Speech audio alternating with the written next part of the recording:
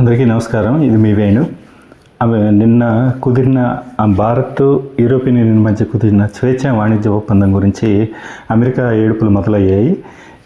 America ఆర్థిక శాఖ మంత్రి మాట్లాడుతూ ఇది యూరోపియన్ యూనియన్ స్వార్థపూరితంగా తీసుకుంది అన్నట్టు మాట్లాడారు నిర్ణయాన్ని. ఎందుకంటే ఒక పక్క రష్యాతో ఉక్రెయిన్ పోరాడుతుంటే యూరోపియన్ యూనియన్ అదేమీ పట్టకుండా భారత్తో శాంతి ఒప్పందంలాగా ఈ స్వేచ్ఛా వాణిజ్య ఒప్పందాన్ని కుదుర్చుకుంది. భారత్ ఏమో రష్యా నుంచి ఆయిల్ కొనుగోలు ఆపట్లేదు. రష్యా నుంచి కొన్న ముడి ఆయిల్ని ప్రాసెస్ చేసి మళ్ళీ యూరోపియన్ దేశాలకే అమ్ముతుంది. సో ఏ రకంగా చూసుకున్నా ఇది భారత్ రష్యాకి సపోర్ట్గా ఉక్రెయిన్ యుద్ధానికి సహాయం చేస్తున్నట్టే అని మాట్లాడారు. ఇది ఎక్స్పెక్ట్ చేసిందే. ఎందుకంటే అమెరికా ఏ రోజు కూడా సీరియస్గా ఉక్రెయిన్ యుద్ధాన్ని ఆపాలని చూసింది లేదు. ఎందుకు అంటే వాళ్ళకి సంబంధించిన ఆర్థికపరమైన అంశాలే దోహదం చేస్తున్నాయి. అసలు ఉక్రెయిన్ రష్యా యుద్ధానికి మొదట ప్రారంభం అయ్యిందే అమెరికా అనుసరించిన విధానాల వల్ల, లాస్ట్ టైం గవర్నమెంట్లో అనుసరించిన విధానాల వల్ల. ఉక్రెయిన్లో ప్రజాస్వామ్యబద్ధంగా ఎన్నికైన ప్రభుత్వాన్ని కూలదోసి జెలెన్స్కీ అనే ఒక డమ్మీ క్యాండిడేట్ని కూర్చోబెట్టిందే అమెరికా సంబంధిత దేశాలే. అమెరికా, బ్రిటన్ ఇలాంటి దేశాలే కుట్ర పన్ని ప్రజాప్రభుత్వాన్ని కూలదోసి జెలెన్స్కీని అధ్యక్ష స్థానంలో కూర్చోబెట్టారు. జెలెన్స్కీ తీసుకున్న విపరీతమైన నిర్ణయాల వల్లే రష్యా ఆగ్రహానికి కారణమైంది. అది అట్ ద ఎండ్ విపరీతమైన యుద్ధానికి దారితీసింది.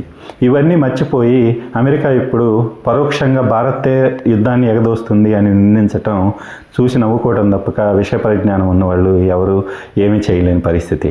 ఎందుకంటే ప్రపంచంలో దాదాపు జరిగిన అన్ని యుద్ధాలకి కూడా కారణభూతులు ఎవరు అంటే, ఒకటి బ్రిటన్ ఉంటుంది రెండో ప్రపంచ యుద్ధానికి ముందు కానీ, అండ్ తర్వాత అమెరికానే నిలుస్తుంది.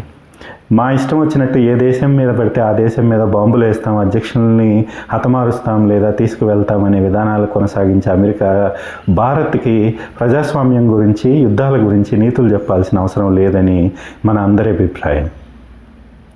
ఇక్కడ ఇంకొక విషయం ఏంటంటే, అమెరికా మాత్రం అన్ని దేశాలతో బెదిరించి మరీ వాణిజ్య ఒప్పందాన్ని కుదుర్చుకుంటుంది. ఇక్కడ భారత్ ఏదైనా ఒప్పందం కుదుర్చుకుంటే మాత్రం దొంగ ఏడుపులు మొదలు పెడుతుంది. సో ఇక్కడే మనకి ద్వంద్వనీతి అనేది అర్థమైపోతుంది. ఏది ఏమైనప్పటికీ నిన్న కుదిరిన EUతో కుదిరిన వాణిజ్య ఒప్పందం మాత్రం గేమ్ చేంజర్ అని చెప్పాలి.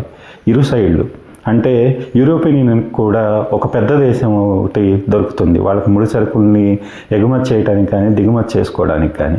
అలాగే భారత్ సైడ్ నుంచి చూసుకుంటే మనకి ఒక పెద్ద మార్కెట్ దొరికినట్టే మన ఉత్పత్తిదారులకి.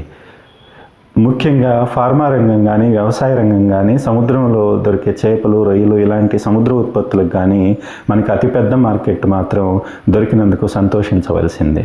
ఇందులో అమెరికా ఏడుపుల్ని మనం ఊహించిందే గనక చూసి నవ్వుకోవటం తప్పక మనం ఏమీ చేయలేము. నమస్తే. దీని మీద మీ కామెంట్స్ ఏంటో తెలియజేయండి. Thank you.